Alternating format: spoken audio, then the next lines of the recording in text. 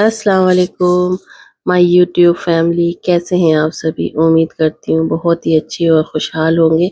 और जो भी परेशानी, जो भी तकलीफ़ हो आप लोगों की ज़िंदगी में, अल्लाह सुब्हान व तआला आप सभी की हर परेशानियों को दूर करे, आमीन सुम्मा आमीन। साथ ही मेरी भी जो परेशानी तकलीफ़ है वो भी अल्लाह ताला दूर करे। आज़माइश का वक़्त होता है बस, जब इंसान को अल्लाह ताला किसी भी तरह कोई भी तकलीफ़ देते हैं तो एक तरह से वो उनकी हमारी आज़माइश के ही लिए होती है। देखना चाहते हैं बंदा इस आज़माइश से गुज़र सकता है कि नहीं, या फिर रोता है या फिर कोसता है या सवाल करता है। तो अल्लाह ताला भी आज़माइशें देते हैं, बीमारियाँ देते हैं, तो उसमें भी अल्लाह की मर्ज़ी और कोई ना कोई मर्ज़ी ज़रूर शामिल होती है। तो कोई भी परेशानी हो, कोई भी तकलीफ़ हो तो अल्लाह से दुआ करें उन सभी चीज़ों को दूर करने के लिए, उन सभी परेशानियों को दूर करने के लिए। तो अभी भी मेरी भी तबीयत काफ़ी अच्छी नहीं है, तो बस मैं अल्लाह ही से दुआ करती हूँ और आप लोगों से भी कहती हूँ कि मेरे लिए दुआ करें ताकि मेरी सेहत जल्द से जल्द अच्छी हो जाए। तो जो भी थोड़ी बहुत सेहत अच्छी रहती है, अच्छा लगता है, तो मुझसे जो हो सकता है मैं कर लेती हूँ, क्योंकि काफ़ी दिनों से कुछ भी नहीं कर रही हूँ घर में, बिल्कुल सारे घर वैसे ही पड़े हुए हैं, तो थोड़ी-थोड़ी तबीयत अच्छी लगती है तो करती जाती हूँ। मेडिसिन वगैरह भी चल रहे हैं। तो ये सारे कपड़े वगैरह इतना ज़्यादा वॉश होने के बाद इतने ज़्यादा कपड़े जमे हो गए थे कि बस बच्चों को कैसे मैं कपड़ा निकाल-निकाल के पहना रही थी मुझे ही पता है। बिना सेट के, बिना कुछ किए बस उन लोगों के सारे के कपड़े मैं निकालती चली जा रही थी, उन लोगों को पहनाती चली जा रही थी। तो मैंने आज सारे कपड़े निकाले, मैं कही कि नहीं आज सारे कपड़े इन लोगों को सेट करना है। तो सब कपड़ों को मैंने पहले फ़ोल्ड किया, बॉक्सेस में किया, रखा, उसके बाद ले जाके मैं सबको कबर्ड में लाइन बाय लाइन सेट की हूँ। क्योंकि बच्चों के कुछ छोटे-छोटे कपड़े वगैरह होते हैं ना, इनर वियर और जो टी-शर्ट्स वगैरह, तो बच्चों के तो छोटे होते हैं, बड़ों के तो चलो आराम से फ़ोल्ड हो गए, तुरंत रखा जाएगा, मगर बच्चों के ऊपर से इन लोग दोनों के कपड़े मैं ज़्यादातर सेम ही लेती हूँ और ऊपर से ये कि एक छोटी है तो एक बड़ी है, तो उसमें बड़ा दिक्कत होता है कपड़ा मतलब पहनाने वक़्त अगर मिक्स हो जाए तो उसका मैं पहना देती हूँ, मतलब उन दोनों का एक-दूसरे को कभी-कभी पहना दिया ऐसे कि अगर मिक्स हो गया हो तो। तो ये परेशानियाँ रहती हैं, तो मैं हमेशा चाहती हूँ कि दोनों के बॉक्सेस में अलग-अलग रख के उसके बाद उन लोगों के कबर्ड में पार्ट बाय पार्ट बना के उन लोगों का कपड़ा रखूँ, क्योंकि सेम कपड़े रहते हैं बड़े मुझसे बहुत मैं हमेशा इन लोगों के इनर वियर भी सारे सारे सेम लेती हूँ, बट अब से मैं इन लोगों की कुछ इनर वियर वगैरह भी अब अलग लूँगी सोच रही हूँ। तो ये सारे काम करने के बाद और बच्चों को खाना भी खिला दिया था मैंने। करने के बाद मैंने शामी टिकिया बनाया, तो वो झटपट वाली जो शामी टिकिया होती है ना, मैंने वो बनाया। गोश्त को कट किया अच्छे से, मेरे हस्बैंड काफ़ी गोश्त लेके चले आए थे और बोनलेस और फिर बोन वाले और मटन भी लेके चले आए थे, तो ये मैंने कहा कि लाओ कोरमा बना देते हैं, काफ़ी ज़माने से नहीं खाया है कोरमा। तो कोरमा भी मैंने ये रात के वक़्त बनाया था और शामी टिकिया मैंने दिन के वक़्त बनाया था। तो राइस बना ली थी, दाल बना लिया था और दही वाले बैंगन बना ली थी, साथ ही साथ ये शामी टिक्का बना लिया था मैंने। तो वो बना के रख देने से तो 1-2 दिन चल ही जाता है आसानी से। तो पहले सोची सारे गोश्त के बना देती हूँ शामी टिक्का, फिर हस्बैंड ने कहा कोफ्ता खाने का ख़्वाहिश है तो उन्हें भी कोफ्ता चाहिए, तो थोड़ा डिफरेंट टाइप वाले कोफ्ते बनाऊँगी, जैसे नॉर्मल बनाती हूँ वो नहीं। इंशाल्लाह उसकी भी रेसिपी आप लोगों से ज़रूर शेयर करूँगी। तो वो शामी टिकिया मैंने बस यूँ ही झटपट बनाया, कट किया, उसमें दाल वॉश करके डाला और जितने पाउडर मसाले थे ना सारे डाल दिए और मैंने कबाब के मसाले में इस्तेमाल की। मैं कभी मसाले इस्तेमाल नहीं करती हूँ, कोई भी मसाला बहुत रेयर मैं इस्तेमाल करती हूँ। तो इत्तेफ़ाक से गरम मसाला भी ख़त्म हो चुका था, तो मैंने इसलिए भी कबाब के मसाले डाल के इसे 1 सीटी तेज़ पे, उसके बाद 3 से 4 सीटी धीमी आँच पे करने के बाद अच्छे से हो गया था। उसको फिर से पीसने के बाद उसमें मैंने लेमन और धनिया पत्ता और प्याज़ डाल के अच्छे से इसे मिक्स करके, तो ये रेडी हो गया था शामी टिकिया।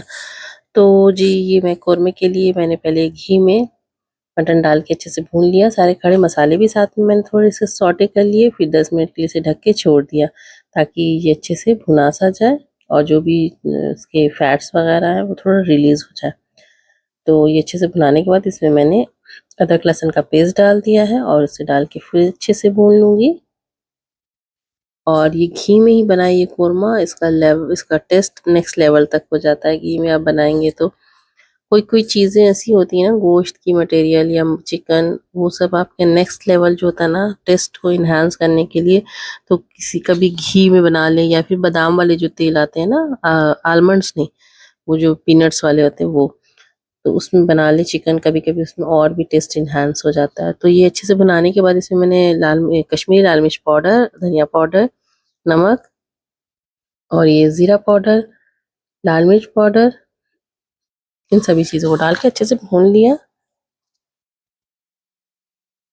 और थोड़ा-थोड़ा करके पानी इसमें भूनती चली जाऊँगी ताकि ये जले नहीं मसाले। और फ्लेम को मैंने इस वक़्त बिल्कुल लो बंद कर दिया था, क्योंकि मेरा ये जो पैन है ना काफ़ी गर्म हो जाता है। जब हाई फ्लेम पे रखो तो ये काफ़ी अच्छा खासा गर्म हो जाता है, तो इसे मैं जब भी मसाले वग़ैरह डालती हूँ तो मैंने फ्लेम को बंद कर देती हूँ इसको।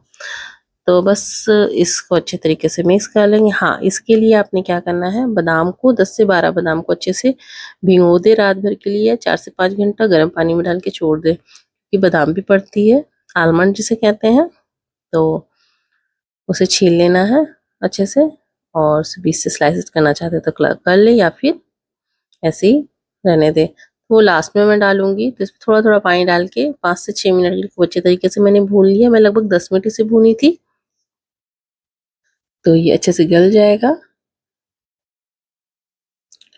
क्योंकि कुकर में बना तो नहीं रहे हैं, तो इस तरह से भून-भून के थोड़ा अच्छे से पका लें, जिससे कि ये अच्छे से सॉफ्ट हो जाए।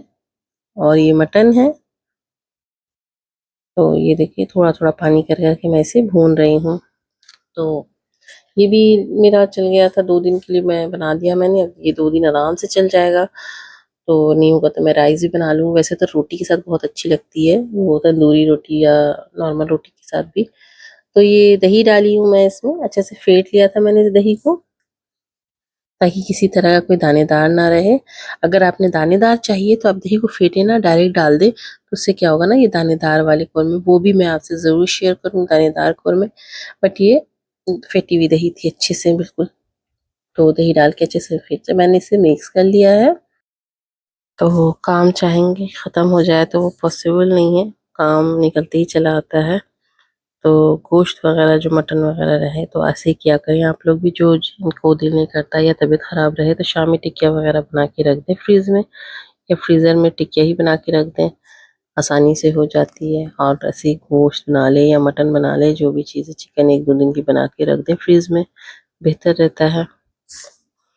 तो इसे ढक के मैंने 30-40 मिनट्स के लिए कुक होने के लिए छोड़ दिया था, और लो फ्लेम पे था ये।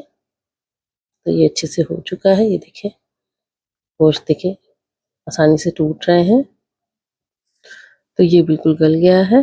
तो अब इसमें मैंने आलमंड डाला है, भीगे हुए बादाम, और ये प्याज डाली हूँ मैं फ्राई किए हुए, और जो मसाले पीसी थी वो डाली हूँ, थोड़ा सा मैंने बचा लिया है, बाकी सारे डाल दी। साथ ही साथ इसमें ये क्रीम डाली हूँ मैं,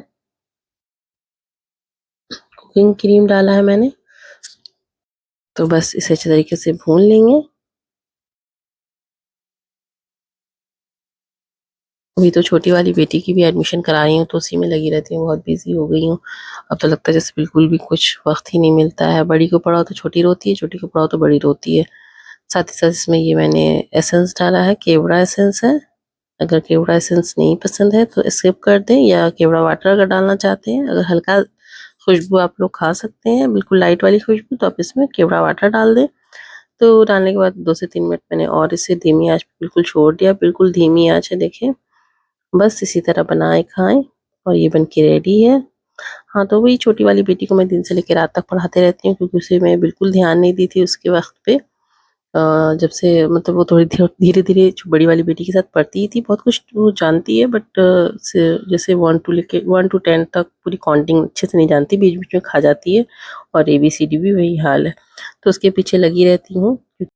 खैर बाकी चीज़ें तो बहुत अच्छे से जानती है, कलर्स है, वेजिटेबल्स है और फ्रूट्स के नेम्स, मगर फिर मैं कोशिश कर रही हूँ कि वो थोड़ा और अच्छे से हर चीज़ जान जाए।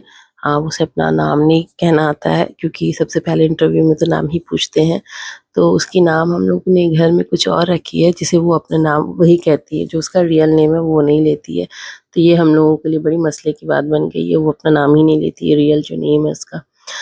तो बस ये बन के रेडी है, तो उसे ही पढ़ाते रहती हूँ, लेटी हुई हूँ या बैठी हुई हूँ तो बस उसे अपने साथ पढ़ाती रहती हूँ। रात के वक़्त तो सारी दुआ वगैरह इन लोगों को लेटती हूँ आधे घंटे, तो इन लोगों को पहले दुआ वगैरह सारी याद कराती हूँ। बच्चों को दीनी दुनियावी दोनों तालीम देनी चाहिए और बहुत ज़रूरी है, बच्चों को बचपन से ही दें तो वो अच्छा है। तो उन लोगों को अपने साथ लेके नमाज़ भी पढ़ती हूँ, जो आता है वो लोग अल्लाह अल्लाह अलहम्दु शरीफ या बिस्मिल्लाह करते रहती हैं। जो भी बच्चों को आता है वो बोले, ताकि बच्चे की आदत बने नमाज़ पढ़ने की। तो बस ये हो चुका था, तो ये देखिए बिल्कुल सॉफ्ट-सॉफ्ट सा नरम-नरम सा बना था। तो फिर मिलूँ किसी नए व्लॉग के साथ। अल्लाह हाफ़िज़।